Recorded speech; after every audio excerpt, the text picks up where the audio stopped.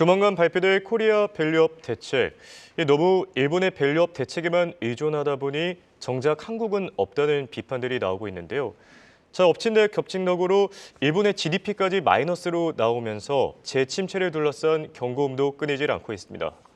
이 문제를 어떻게 봐야 될지 도움 말씀에 한국경제신문의 한상춘 눈설위원 나와 계십니다. 안녕하십니까? 네, 안녕하십니까? 네, 먼저 미국 증시 얘기부터 하겠습니다. 1월 소매 판매가 나왔는데요. 월가에서 해석이 분분합니다. 이걸 어떻게 봐야 됩니까? 네, 관심이 됐던 게 1월 소매 판매가 나왔죠. 예. 전월비 대비해서 마이너스 0.8%에서 비교적 예상치도 밑으로 했고, 그렇죠. 전월 대비해서도 많이 떨어졌는데요. 사실 이것을 어떻게 해석하느냐 문제는 예. 아까 그 홍행커께서 3대 지수의 상승률 보면 그대로 알 수 있지 않냐 하는 생각이 듭니다. 우리 김천 PD께서 다시 보여주시겠습니다는 예. 소매 판매는 GDP의 총수 항목별 기여도가 72% 기여에 대해서 민간 소비거든요. 그러면 다우지수 지수가 가장 많이 떨어져야 됩니다. 그렇죠. 상승되더라도 상승폭이 가장 적어야 됩니다. 예. 근데 3대 지수를 보면 다우지수가 가장 많이 올랐습니다. 결과적으로 보면 1월 소매 판매가 마이너스 0.8% 떨어진 것으로 국내 언론들은 본격적인 경기 침체 이런 시각으로 되고 있습니다는 오히려 아름다운 조정이 아니냐. 그러면 왜 아름다운 조정일까 하는 측면은 작년에 그 4분기, 3, 4분기의 성장률이 4.9%, 예. 그다음에 4, 4분기 성장률이 3.3%지 않습니까? 그럼 프레텍에 나눠버리면 작년 하반기 성장률이 4%대입니다. 그러면 미국의 페드의 잠재 성장률이 지금 1.7% 이렇게 감안하면 2%포인트의 인플레 갭이 발생한다는 얘기거든요. 예. 그러면 자, 증시적인 입장에서는 만약에 2%포인트 이상의 인플레 갭, 인플레 재발, 미국의 금리 인상 가능성 다시 한번 얘기하겠죠. 좀 주가 떨어져야 되는데 오늘 소매 판매가 이렇게 부진하게 나오다 보니까 예. 결과적으로 보면 저 인플레 갭을 줄인다는 얘기입니다. 그렇죠. 인플레 갭을 줄이니까 사실은 뭐냐. 미국 입장에서 보면 페드 입장에서도 금리 인상 가능성에 대해서 좀 줄여주고 또 경기 과열이라는 측면에서 줄여주니까 아름다운 조정이 되겠죠. 그래서 오늘 3대 지수가 다우지수 지수가 올라간 배경이다. 이렇게 이제 보시면 되겠습니다. 예. 결과적으로 보면 미 증시는 3대 지수 측면에서 이렇게 상승세가 지속됨에 따라서 우리가 계속해서 말씀드렸던 펀더멘탈 장세에서 연착륙에 의해서 증시 상승세가 지속이 되고 있다. 이렇게 판단하시면 되지 않냐 하는 생각이 듭니다. 그리고 내일 그 생산자 물가가 이렇게 나올 거로 이렇게 보이는데요. 예. 생산자 물가의 패턴을 보면 각국들을 보면 소비자 물가가 좀 이렇게 높게 나온 데 반해서 생산자 물가는 많이 나오거든요. 낮게 나오거든요. 예. 그럼 생산자 물가는 뭐냐 하면 향후에 3개월 내지는 6개월 정도의 소비자 물가에 반영되거든요. 그런 측면에서는 어제 제니 앨런이 사실 그 물가의 안정세는 지속될 것이다 하는 측면을 내일 생산자 물가적인 측면에서 받쳐주지 않겠느냐. 그런 측면에서 오늘 소매 판매가 어렵게 나왔다 하더라도 예. 사실 주가가 떨어지지 않는 배경이다 하는 것도 말씀드리겠습니다. 네. 실제로 지금 기업들이 실적을 계속 발표하고 있는데 어플라이드 머티리얼 지금 호실적을 발표하면서 시간 외 거래에서 11% 급등하고 있고요. 이만큼 미국 경제 아직까지 괜찮다라고 볼 수도 있는 대목인 것 같습니다. 네네. 그래서 이제 미국 예. 증시 같은 데서는 금리 인상, 페드 얘기, 그다음에 FMC 보드 멤버들의 얘기 거의 증시에 영향을 미치지 않습니다. 그렇죠. 펀더멘탈 장세이기 때문에 그래서 매크로 사이드의 경기 문제, 연착륙 얘기 나오고 마이크로 사이드에서 오늘도 실적이 좋게 나오다 보니까 작년 4분기에 예상치 대비해서 실적치가 이렇게 그 서프라이즈를 기록한 게 지금 78%까지 끌어올리지 않습니까? 그렇죠. 그 미국 증시는 안 떨어진다 이렇게 보겠습니다. 네. 그런데요, 미국을 제외한 영국이나 일본으로 넘어가면 상황이 심상치가 않습니다. 우선 일본의 GDP가 어제 공개됐는데 지금 경기 침체에 다시 진입했다 이런 얘기들 나오고 있거든요. 엔화 투자하시고 엔화로 가지고 미국에 국채 투자하라고 국내 증권사들이 아주 많이 건의를 했는데요. 예. 이 방송에서 신중을 기울 것을 누이 말씀드리는 어제 일본의 4분기 성장률이 나온 거 가지고 아마 충격적이다 이렇게 보게 됐습니다. 예, 그렇습니다. 홍영커도 어제 이 문제를 정리하면서 굉장히 충격적이다 하고 방송 전에 저한테 말씀드렸지 않습니까? 그렇습니다. 예상치 대비해서 주가는 많이 올라가면 경제가 좀 좋지 않느냐. 그러면 엔화가 강세되지 않느냐. 엔화 투자한 사람이 돈 벌지 않느냐 하는데 실제로 그렇지 않다는 걸 보겠습니다. 그런 측면에서 일본의 성장률 다들 아실 겁니다. 그런데 어떻게 해석하느냐 문제를 좀 하겠습니다. 국내 언론들은 작년에 일본의 성장률이 1.9% 나왔습니다. 한국의 성장률이 1.4% 나왔습니다. 역전됐다. 예. 여기에 초점을 맞추는 것 같습니다. 오늘 언론의 보도에 보면 근데 이것은 좀 제2의 경술국지까지 얘기하는 이런 시각이 있는데요. 과도한 해석이다 이렇게 됐습니다. 일시적 현상이다. 예. 그래서 IMF의 올해 전망치를 보면 올해 한국이 2.3%, 그다음에 일본이 0.9% 정도거든요. 그렇죠. 그래서 다시 한번 제자리를 찾을 것이다 하는 측면에서 작년에 일본의 성장률 1.9%, 우리가 1.4% 역전됐다. 제2의 경술국지 시각은 너무 과도한 비판이라는 걸 다시 한번 말씀드리고요. 오히려 작년에 4분기 일본의 성장률이 국제 시각에선 더 의미가 있다 이렇게 됐습니다. 예. 그래서 작년에 4분기 성장률이 미국식 방식으로 정기비 연주를 하면 마이너스 0.4로 나왔죠. 그러면 이제 시청자 여러분 아시겠습니다는 세계 경기 순환 판단할 때 전미경제연구소 MBER이 2분기 연속 성장률이 마이너스가 될 때는 경기 침체로 판명합니다. 예. 그러면 그런 이론대로 보면 작년에 3분기 성장률이 마이너스 3.3%였었죠. 그다음에 4분기 성장률이 마이너스 0.4니까 2분기 연속 계속해서 역성장됐다는 얘기입니다.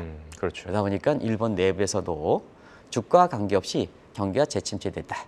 재침체됐다 하는 이래서 일본 내부에서도 충격에 휩싸이는 상황이다. 이렇게 보겠습니다. 이걸 어떤 각도로 이해해야 되냐면 누차에 말씀드리는 과거 금융위기에는 금융이 실물의 팔로잉 인더스트리입니다. 그래서 자 경기가 뭐 이렇게 좋다 그러면 주가가 올라간다. 경기 나쁘면 주가가 떨어진다. 이런 시각인데 예. 누누이 말씀드리는 지금은 금융 사이드가 실물보다 리딩 인더스트리입니다. 그런 측면에서 경기와 금융을 연관시키는 각도는 잘못되어 있다는 걸 말씀드리겠습니다.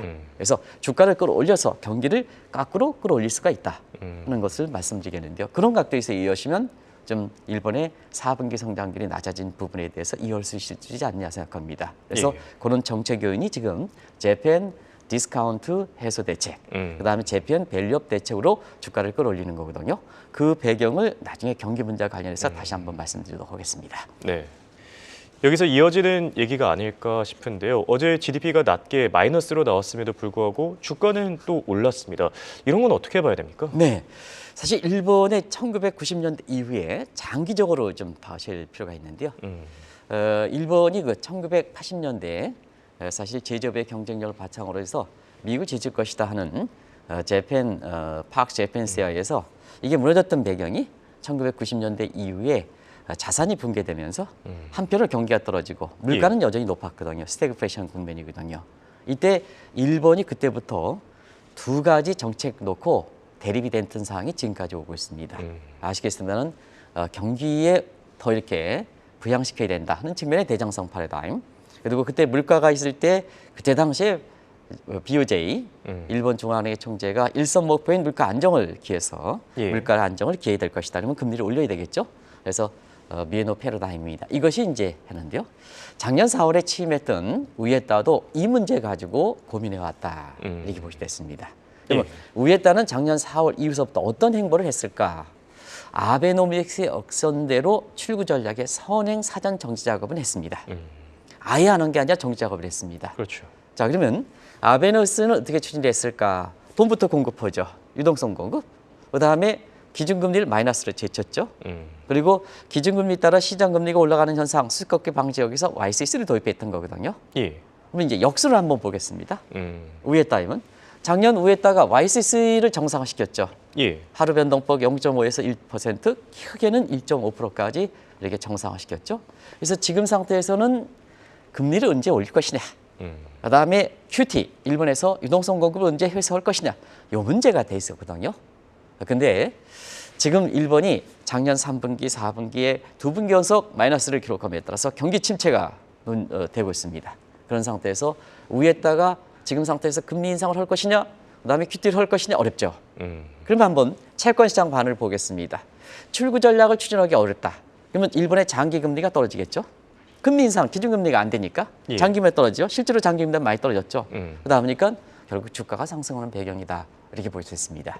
어제 아시겠습니다는 주가는 이렇게 예. 157까지 올라가서 저게 89년에 기록했던 이렇게 38,900선 거의 다가오는 수준이죠. 그래서 경기는 침체됐는데 위에다가 추진하는 출구 전략, 금리 인상에 대한 사실 그 가능성이 낮아지면서 주가가 정책 요인과 함께 강하게 상승했다 이렇게 보시면 되겠습니다. 많이 올랐네요. 예, 특히 지금 그렇죠. 김치현 PD가 보여주시는 예. 보면은 52주 그래프죠. 그냥 수직으로 올랐네요. 예. 그래서 52주간 41%를 올랐네요. 많이 올랐습니다. 일본에서 보기 드문 어려운 것 같습니다. 네. 38,000조차 뚫었으니까 네네. 정말 대단하다라는 표현이 나올 수밖에 없고요. 방금 전에 코인베이스의 실적도 발표됐습니다. 자, 호실적을 발표하면서 시간 외 거래에서 9% 넘게 급등하는 점 참고하시기 바라고요. 자, 일본 얘기 다시 넘어가 보죠. 자, 일본의 GDP가 발표된 이후에 스태그플레이션 논쟁도 다시 불거지고 있습니다. 1990년대 그때와 비교할 수 있지 않겠습니까? 네. 1990년대 이후에 일본 경제는 경기가 침체되고 물가가 올라가는 이런 현상이 이렇게 추세적으로 지속돼 왔다 이렇게 보겠습니다. 그 과정에서 어디에 정책을 중점을 둘 것이냐, 예. 경기 부양 쪽으로 갈 것이냐, 대정성 패러다임, 물가 안정 쪽으로 갈 것이냐, 비노 패러다임. 이게 1990년대 정책적으로 굉장히 갈등을 빚어왔던 상황이다 이렇게 보겠습니다. 예. 그러면 지금 상황을 한번 보도록 하겠습니다. 지금 상황 보면 자 작년 3분기 성장률 마이너스 3.3%, 이번에 마이너스 0.4%. 그 다음에 경기는 스태그네이션 되고 있죠. 근데 물가는 여전히 소비자 물가가 2에서 3%입니다. 근데 많은 사람이 일본의 물가가 2에서 3%면 미국보다 낫지 않느냐? 낫죠. 그렇죠. 근데 일본 국민들은 지금 물가 상승률에 마이너스 국면에 익숙한 상황입니다. 예. 그다음에 플러스로 전환하는 게 고통입니다. 근데 플러스로 고통을 재는데 이게 2%까지 갔으니까 일본의 그동안 마이너스 디플레 상황에 익숙했던 일본 국민 입장에서는 버티기가 어려운 거죠. 그렇죠. 그래서 저축률이 떨어지지 않는 겁니다. 물가가 올라가면 개인이 갖고 있는 자산 가격은 실질적 소득이 떨어지지 않습니까? 예. 그래서 민간 저축을 더 싸는 거거든요. 오늘도 4분기 성장률 보시겠습니다. 일본은 독특하게 내수의 기여도 외수의 기여도 하는데요. 예. 외수의 기여도는 높았습니다. 수출이든가 외수의 기여도는 높았습니다. 엔저 때문에 그렇죠. 예. 근데 내수가 지금 기여도가 끌어오지지 않은 상태거든요. 근데 일본은 사실 세계에서 보면 경제대국 독일인데 떨어져가지고 지금 5위까지 떨어졌네요. 예. 이렇게 떨어졌는데 역시 5위의 국가에서 입장에서는 경제 독립성이라든가 경제 안정성을 위해서는 내수가 좀 탄탄해야 되는데 내수가 살아나지 않는다는 얘기입니다. 내수가. 그러면 어떻게 될 것이냐. 일본의 입장에서는 자 경기를 부양할 것이냐 물가를 잡을 것이냐 지금 상태에서 또 고민이죠. 근데 지금 상태에서 보면 사실 우에따 입장에서는 물가 안정 쪽 쉽게 추진하지 못한다. 그러면 지금 판단은 기시다 정부가, 기시다 총리가 해야 되는데 경기 부양이냐, 그다음에 물가 안정 쪽이냐. 당연히 일본 입장에서는 압축 성장했기 때문에 경기 부양 쪽으로 가는 거죠. 예. 그리고 지금 한몫이 되고 있는 자민당 집권당과 기시다 정부는 한 몸을 가야 되기 때문에 자민당이 서로는 경기 부양 쪽에 대장성 패러다임을 갈 수밖에 없는 상황이죠. 예. 그런 상태에서 기시다 정부가 과연 지금의 상태에서 어떤 상황에 선택할 것이냐 하는 측면을 누리적 문정과 함께 지금부터 한번 시청자분이랑 엔화투자 결부해서 좀 말씀드리도록 하겠습니다. 네.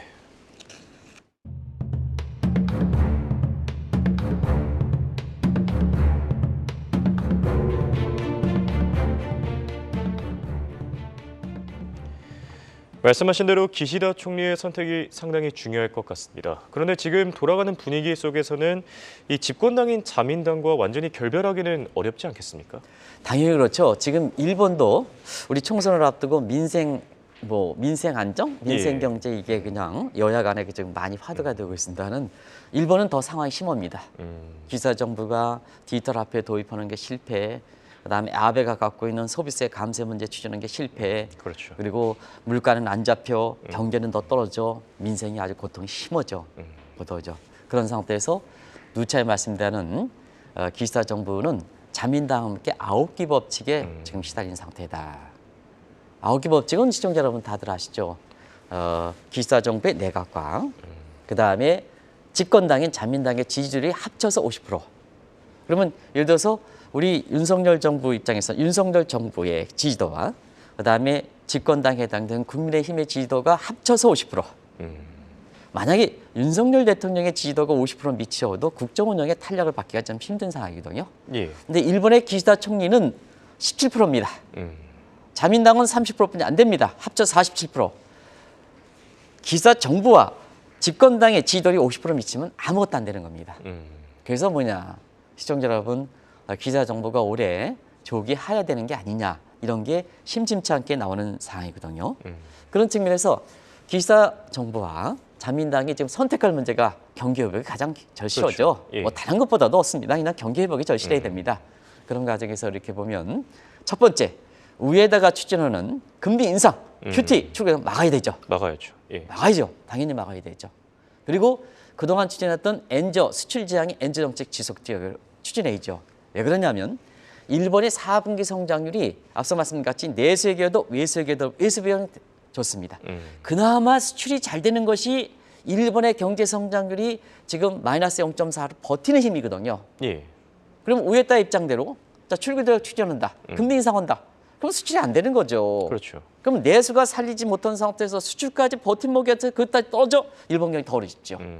그러다 보니까 기시다 정부 입장, 기시다 총리 입장에서는 당연히 집권당의 대정상에 손을 들어줄 수밖에 없고 우에다를 막을 수밖에 없죠. 그런 예. 처지가 지금 일본의 4분기 성장률이 발표된 이후에 지금 일본의 분위기다 하는 걸 말씀드리겠습니다. 네. 상황이 이러면 사실 우에다 총재 입장에서도 출구 전략을 모색하기 어렵지 않겠습니까? 네, 사실은 우에다 입장에서는 굉장히 파퓰리즘인 일본의 총재라는 것은 잘 말씀드렸습니다. 뭐 유머가 이렇게 어쩌고 해서 맨 처음에 예. 하두를 받았습니다는 지금 뒤에 우리 김채은 PD께서 이렇게 보여주시는 이 우에다의 이렇게 1년간에 지금 1년 정도 다 되고 있죠. 예. 국제 시각은 굉장히 눈치를 보는 파퓰리 스타일을 보여줬습니다. 그런 과정에서 보면 기시다 총리와 자민당이 일본 은행 정처의 독립성과 안정성이 페드도 지금 독립성과 안정성이 파월 의장을 교체시키겠다. 트럼프가 공약하고 있지 않습니까? 바이든 그렇죠. 대통령도 왜 금리 인하 추진하지 않느냐 불만을 갖고 있는 상태에서 세계적으로 보면 가장 독립성과 안정성이 보장되는 페드도 지금 훼손당하는 우려가 연일 지금 월스트리트저널이라든가 이렇게 나오고 있는 상태에서 일본은 압축 성장해서 자민당과 일본과의 합작해서 지금 경기가 그나마 이렇게 끌어올리게 됐던 배경이거든요. 그런 상태에서 보면 사실 지금의 자민당과 우에다 입장을 저버리긴 어렵지 않느냐 하는 생각이 듭니다. 예. 문제는 그렇습니다. 지금 상태에서 일본의 경기 재침체를 방지하기 위해서 어떠한 이렇게 정책을 취할 것인가. 특히 관건은 내수 확대거든요. 관건은 내수 확대거든요. 그렇죠. 그런 상태에서 재정 지출을 증대시킨다. 국가 채무 문제. 일본은 국가 채무가 잃어버린 30년 과정에서 국가 채무가 GDP 대비해서 270%에 돌파할 만큼 재정 지출을 얻습니다. 그러다 보니까 제3의 방식을 하는 거죠. 예. 제3의 방식을 추진하는 상태에서 아시겠습니다는 정시적 측면에서 주가를 끌어올려서 부동산을 좀 끌어올려서 웰스펙트에서 경기를 회복시키는 이게 바로 재팬 디스카운트 대책, 해소 대책, 그리고 재팬 밸류업 대책이다 하는 것을 말씀드리겠습니다. 문제는 이런 대책을 추진하는데 예. 결과적으로 보면 경기가 받쳐줘야 되거든요. 왜냐하면 재팬 밸류업 대책에 제도적으로 한다 하더라도 저 밸류업은 가장 기본이 누차에 말씀드리는 밸류가 있어야 됩니다. 성장성과 그다음에 수익성이 있어야 됩니다. 그렇죠. 근데 매크로 사이드에서 경기 침체가 계속된다. 개별 기업대로 성장성과 수익성 차이가 있겠지만 일본 전체적으로는 경기 침체가 지속된다. 하면 성장성이라든가 수익성 측면은 받쳐주지 못한다는 얘기죠. 그래서 예. 재편 밸류업 대책이 지속 가능한 측면은 경기가 회복되지 않으면은 나중에 가서는 지금 일시적으로 그런 거에 의해서 주가가 올라갈 수 있다 하더라도 경기가 회복되지 않으면 나중에 한계를 맞는다는 상황이거든요. 예. 한국의 코리아 밸류 문제, 일본을 벤치마크에서 지금 나름대로 단기에 빨리 대책을 하는데요. 이 문제 때문에 이게 단기 해소할 수 있는 정책은 아닙니다. 일본의 재팬 디스카운트 대책이라든가 해소 대책이 재팬 밸류 대책은 10년 이상 준비한 거거든요. 근데 우리가 무슨 시기적으로 보면 밸류 이렇게 올라갈 수 있습니까? 안 되죠. 더더구나 경기 문제가 받쳐줘야 되니까 일본 전체 성장성과 수익성이 받쳐줘야 되는데요. 이게 단기에 우리가 경기가 회복될 수 있는 성질일 것입니까? 그래서 굉장히 일본의 벤치마크 하는 것을 굉장히 지금 마치 베끼기식으로 이렇게 한다 이렇게 하는데요. 예. 경제 정책은 그 나라의 여건에 맞게끔 해야지 아무리 다른 나라가 좋은 정책이라고 성과가 있다 하더라도 우리에 맞지 않으면 안 되는 겁니다. 그렇죠. 그래서 한국의 밸류업 대책을 단계 빨리 추진하다 보니까 정작 한국의 경제 정책인데도 불구하고 한국이 없다 이런 비판을 국제사회에 받거든요. 굉장히 뼈아픈 지적입니다. 경제 정책이라는 것은. 예. 그래서 한국이 없다 하면 한국의 밸류업 대책 시기적으로 좋습니다는 결과적으로 단기에 빨리 나올 수 있는 대책은 아니다. 두 번째, 한국적 색깔을 입혀야 된다는 얘기입니다. 한국적 색깔을 입혀야 된다. 미국에서 공부한 사람들이 어쩌고 일본에서 좀 대책이 있다고 괜찮고 이게 아니다는 얘기입니다. 한국 색깔을 입혀야 된다. 우리 기업인이라든가 뭔가에서 색깔 다 다르지 않습니까? 입법 조건 다 다르지 않습니까? 그렇죠. 이걸 좀 해야 된다는 걸 말씀드리겠습니다. 맞습니다. 자기한테 맞는 옷을 입는 게 중요하지 않을까 싶고요. 네네. 자, 일본 정부 입장에서도 내부 상황을 보면은 증시가 계속 살아나서 경제까지 마중물 역할을 하길 바라는 눈치인데 상황이 어떻죠? 네. 경기 침체 이런 문제가 4분기 성장이 되면 따라서 예. 사실 일본이 마지막 보루를 생각하는 것이 일본 증시의 밸류업 대책에 대해서 더 기대하는 분위기다 이렇게 보여졌습니다. 사실은 그렇거든요. 주가가 올라가면 웰스 팩트에서 경기가 끌어올리는 이런 측면이 있습니다.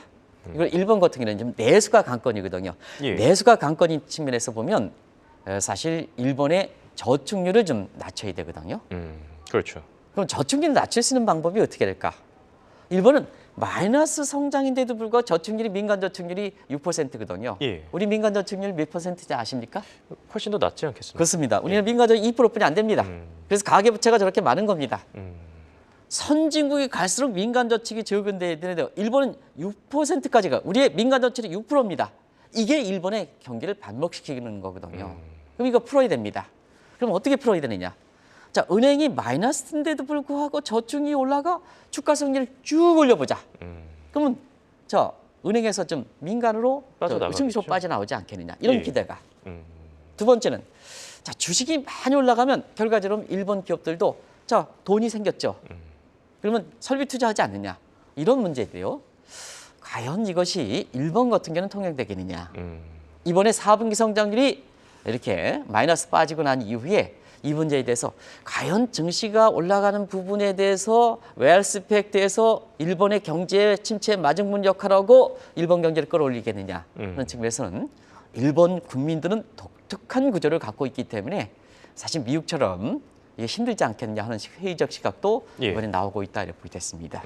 이런 것이 앞서 경기 침체 문제 관련해서 밸류업은 기본적으로 성장성과 수익성이 지속적으로 보장해야 된다. 보장해야 된다 하는 것을 다시 한번 일본 내부에서도 오늘 그런 증시와 관련돼서 이렇게 시각이 나온다 하는 걸 말씀드리겠습니다. 네, 알겠습니다. 자, 정리를 해보겠습니다. 마지막 질문인데요.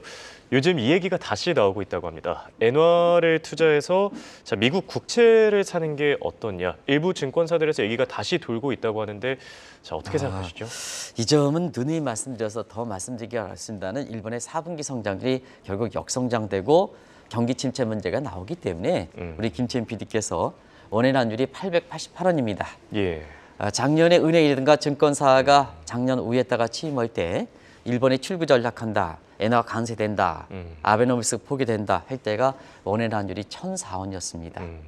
그때 그 말을 투자하고 투마를 이렇게 했으면은 지금 엔화 투자 관련해서 굉장히 손실을 많이 기록했다 그렇죠. 이렇게 보여졌습니다. 예. 그리고 최근에 뭐냐면 엔화 가지고 미국의 국채를 투자해라. 한데 미국의 국채 수익률이 지금 3.8%에서 4.2% 다시 올라갔지 않습니까?